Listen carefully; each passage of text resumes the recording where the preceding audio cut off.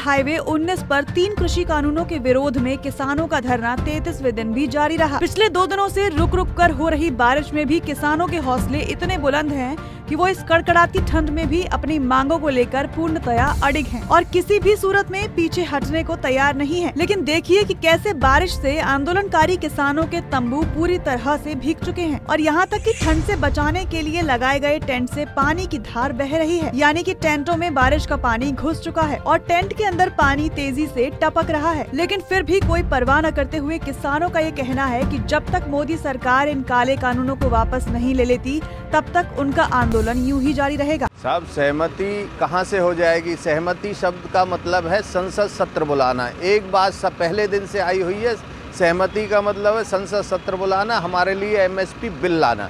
Guarantee नहीं, bill, guarantee कानून, और कानून संसद भवन में बनता है, लोकसभा में बनता है, राज्यसभा में बनता है। जिस तरह से किसान परेशान हो रहे हैं, बारिश लगातार परेशान कर रही है, टेंट में से पानी टपक रहा है, तंबू भी भीग चुके हैं, तो क्या कहोगे? क्योंकि जिस तरह से लगभग 50 की किसान यहाँ पर मौत हो चुकी है धरना स्थलों पर, सरकार सुनवाई क्यों नहीं कर पा रही है?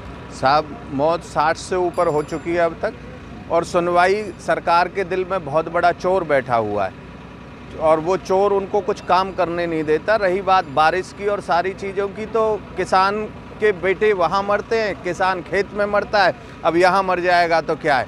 और साहब को एक मीडिया, हमारा इंटरनेशनल मीडिया, नेशनल मीडिया को सुशांत की मौत दिखती है, हमारे 60 कुछ दिनों में मौत के मुंह में चले गए, इनकी मौत नहीं दिखती।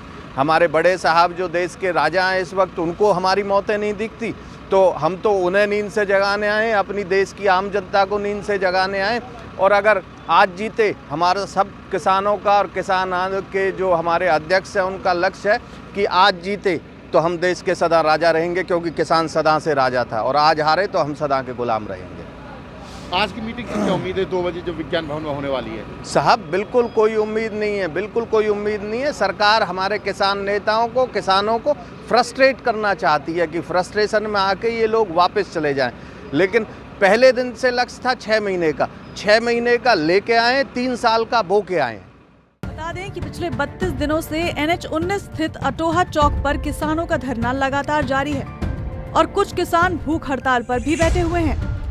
किसान नेता रवि तेवतिया का कहना है कि किसान के साथ हुई कई दौर की वार्ता के बाद भी उन्हें कोई संतुष्टिपूर्ण जवाब नहीं मिला और आज फिर सरकार के साथ किसानों की होने वाली बातचीत का वो खुले दिल से स्वागत करते हैं। लेकिन अगर सरकार अब भी अपने हठ धर्मिता पर अड़ी रहती है तो आने वाले दिनों में इस आंदोलन को और तेज कर देंगे।